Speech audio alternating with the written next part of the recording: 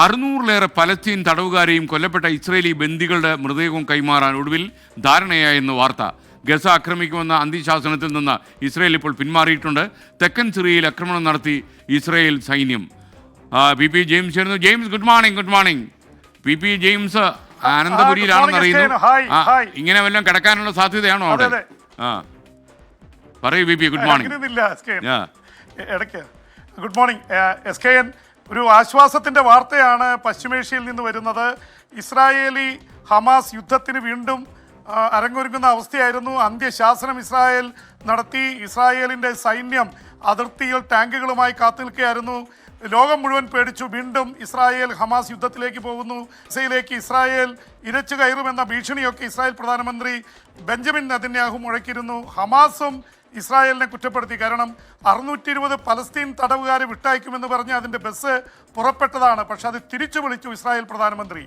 അപ്പോൾ കഴിഞ്ഞ ശനിയാഴ്ച മുതൽ കഴിഞ്ഞ 5 ദിവസമായി വിട്ടയക്കുമെന്ന് പറഞ്ഞ പലസ്തീൻ തടവുകാരെ വിട്ടയക്കാതിരിക്കുകയായിരുന്നു. പക്ഷെ ഒടുവിൽ ധാരണയായിരിക്കുന്നു. 620 പലസ്തീൻ തടവുകാരെ വിട്ടയക്കും. പകരമായിട്ട് നേരത്തെ 6 ഇസ്രായേലി ബന്ദികളെ മോചിപ്പിച്ചിരുന്നു. അതുകൂടാതെ കൊല്ലപ്പെട്ട ഇസ്രായേലി ബന്ദികളുടെ മൃത ശരീരങ്ങൾ കൈമാറാൻ ധാരണയായി. അതിൻ്റെ പേരിലാണ് ഇപ്പോൾ ഒരു ധാരണ വന്നിരിക്കുന്നത്. പക്ഷേ ഒരു വളരെ ഫ്രജൈലായിട്ടുള്ള ദുർബലമായ വെടിനിർത്തലാണ് എസ് കെ എൻ. ഒരാഴ്ച കൂടിയുള്ളൂ വെടിനിർത്തലിന്. 2ാം ഘട്ട വെടിനിർത്തലിൻ്റെ കരാർ സംബന്ധിച്ചുള്ള ചർച്ചകൾ മുടങ്ങിക്കിടക്കുകയായിരുന്നു. ഇന്നത് വീണ്ടും ആരംഭിക്കും. ഇല്ലെങ്കിൽ വെടിനിർത്തൽ കഴിഞ്ഞാൽ വീണ്ടും യുദ്ധം ആരംഭിക്കും. അതിനു മുമ്പേ ആശ്വാസകരമായ വാർത്ത വന്നിരിക്കുന്നു. പക്ഷേ ഇസ്രായേൽ എവിടെയും ഒതുങ്ങി നിൽക്കുന്നില്ല. ഗസയിൽ അവസാനിപ്പിച്ചപ്പോൾ അവർ തെക്കൻ സിറിയയിൽ ഇസ്രായേൽ സൈന്യം ടാങ്കുകളുമായി ഇരച്ചു കയറുകയാണ്. അവർ പറയുന്നത് അവിടെ ഹയാത്ത് തെഗ്രീഖ് അൽ ഷമാം എന്ന സംഘടന അവിടെ ഇടപെട്ട് പട്ടാളം എന്ന രീതിയിൽ അതിര് കാക്കുന്നു. അത് ഞങ്ങൾ അംഗീകരിക്കില്ല. അപ്പോൾ ഗോലാൻ കുന്നുകളിൽ സിറിയയുടെ അതിർത്തികളിലേക്കൊക്കെ ഇസ്രായേലി ടാങ്കുകൾ ഇരച്ചു കയറുന്നു. ഇസ്രായേൽ ആക്രമണം നടത്തുന്നു. നിരവധി പേർ കൊല്ലപ്പെട്ടു എന്ന വാർത്ത ഈ മണിക്കൂറുകളിൽ വരുന്നുണ്ട്. എന്തായാലും ഇസ്രായേൽ ലെബനനിലും ഗസയിലും വെടിനിർത്തി എന്നുള്ളതാണ് ആശ്വാസകരമായ വാർത്ത. ഇത് സംബന്ധിച്ച് 2ാം ഘട്ട ചർച്ചകൾ നടക്കുന്നുണ്ട്. ഈജിപ്തും ഖത്തറും അമേരിക്കയുമാണ് മധ്യസ്ഥ ചർച്ചകളിലുള്ളത്. എന്തായാലും ഗസ വിട്ട് പലസ്തീനികൾ പോകണമെന്ന ട്രംപിൻ്റെ നീക്കത്തിനെതിരെ അറബ് രാജ്യങ്ങൾ ഒരുമിച്ച് കൂടി അവർ സൗദി അറേബ്യയിലും ഈജിപ്തിലുമായി യോഗങ്ങൾ നടത്തുകയാണ്. സ്വാഭാവികമായിട്ടും ആ ഗസ വിട്ടുകൊടുക്കാൻ പലസ്തീൻ പോവാൻ ഒരുക്കമല്ല എന്ന് അറബ് രാജ്യങ്ങളെല്ലാം പ്രഖ്യാപിച്ചു കഴിഞ്ഞു. ട്രംപ് ഇപ്പോൾ ആ ഒരു നീക്കം പിൻവലിച്ച മട്ടാണ്. അവിടെ ഉല്ലാസ കേന്ദ്രമാക്കി മാറ്റുമെന്നൊക്കെയാണ് ട്രംപ് പറഞ്ഞത്. അപ്പോൾ എന്തായാലും ട്രംപിൻ്റെ ആ നീക്കങ്ങൾ മാറുന്നു. ഇസ്രായേൽ അയഞ്ഞിരിക്കുന്നു, ഹമാസും അയഞ്ഞിരിക്കുന്നു. പശ്ചിമേഷ്യയിൽ തൽക്കാലത്തേക്കെങ്കിലും ഒരു വലിയ പ്രതിസന്ധി ഒഴിവായിരിക്കുകയാണ് S K. V V James, ഏറ്റവും പ്രധാനപ്പെട്ട കാര്യം നമ്മുടെ ഈ ഫ്രാൻസിസ് മാർപ്പാപ്പയുടെ ഇപ്പോഴത്തെ രോഗനില അവസ്ഥ എന്താണ്? ആശ്വാസകരമായ വാർത്തകൾ വത്തിക്കാനിൽ നിന്ന് വരുന്നുണ്ടോ? അപ്പോൾ അതിനെക്കുറിച്ച് വി പിക്കുള്ള വിവരം എന്താണ്? എസ് കെ എൻ, ഫ്രാൻസിസ് മാർപ്പാപ്പയുടെ കാര്യത്തിൽ ഇപ്പോഴും അപകടനില തരണം ചെയ്തിട്ടില്ല എന്ന് തന്നെയാണ് വാർത്ത വരുന്നത്. ഗുരുതരാവസ്ഥ എന്ന് തന്നെയാണ്, ക്രിട്ടിക്കൽ എന്നാണ് പറയുന്നത്.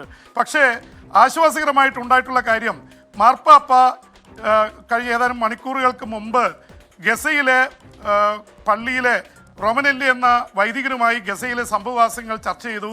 അത് യുദ്ധം തുടങ്ങിയ മുതൽ എല്ലാ ദിവസവും മാർപ്പാപ്പ ചെയ്യുന്ന ഒരു ട്രഡീഷണൽ ആയിട്ടാണ് നൈറ്റ് കോൾ. അർജന്റീനിയൻ വൈദികനാണ് റോമനെല്ലി. അദ്ദേഹവുമായിട്ട് എല്ലാ ദിവസവും വേറെ ഒരു കാര്യം ചെയ്യുന്നില്ലെങ്കിലും ഗസ, ഞാൻ ഇന്നലെ പറഞ്ഞ പോലെ എസ് കെ എൻ, അതൊരു പ്രതീകാത്മകമാണ്. പാലസ്തീനികൾ വേട്ടയാടപ്പെടുന്നു, ആയിരക്കണക്കിന് അല്ലെങ്കിൽ 10,000-കണക്കിന് കുട്ടികൾ കൊല്ലപ്പെടുന്നു, അതുപോലെ സ്ത്രീകൾ കൊല്ലപ്പെടുന്നു. അതിൽ വലിയ ശക്തമായിട്ടുള്ള വേദനയും ദുഃഖവും രേഖപ്പെടുത്തിയ ആളാണ് മാർപ്പാപ്പ.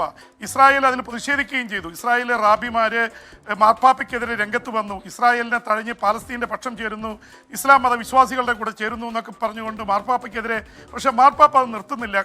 ഏതാണ്ട് ഇത്രയും അപകട നിലയിൽ കിടക്കുമ്പോൾ പോലും ഗസ, പാലസ്തീൻ, അവിടുത്തെ യുദ്ധം, അവിടെ കൊല്ലപ്പെടുന്ന പാവപ്പെട്ട കുട്ടികൾ, എസ് കെ കഴിഞ്ഞ ദിവസവും 6 പേര് കുഞ്ഞുങ്ങൾ അവിടെ മരിച്ചു. തണുപ്പ് മൂലം ടെൻറ്റുകളിലാണ് ജീവിക്കുന്നത്. വീടുകളെല്ലാം തകർന്ന് തരിപ്പണമായിപ്പോയി. അത് റീബിൽഡ് ചെയ്യാൻ ലക്ഷക്കണക്കിന് കോടിയുടെ ആവശ്യമുണ്ട്. എന്തായാലും ജനങ്ങൾക്ക് വീടില്ല, അവർ തണുപ്പിലാണ് കിടക്കുന്നത്.